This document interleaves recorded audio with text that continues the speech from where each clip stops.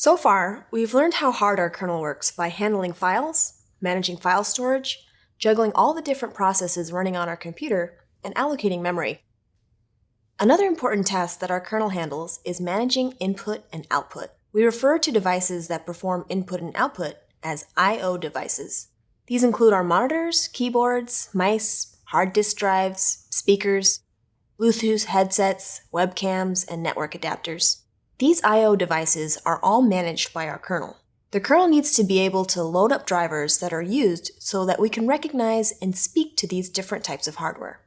When the kernel is able to start up the drivers to communicate with hardware, it also manages the transfer of data in and out of the devices. I/O doesn't just mean the transfer of data between us and our devices. The devices also need to be able to talk to each other. Our kernel handles all the intercommunication between devices. It also figures out what the most efficient method of transfer is, and it tries its best to make sure our data doesn't have errors during process. When you're troubleshooting or solving a problem with a slow machine, it's usually some sort of hardware resource deficiency. If you don't have enough RAM, you can't load up as many processes. If you don't have enough CPU, you can't execute programs fast enough.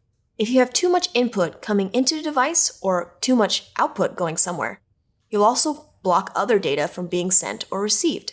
It's slow is one of the most common problems you'll solve in an IT support role. Knowing the potential sources of that slowness is a big help when you're trying to narrow down the cause of the latency. Troubleshooting is such an important part of any IT support role. Beyond desktop support, identifying the source of a resource bottleneck in a server or large IT system like a web application can unlock performance gains and new heights of responsiveness for your users.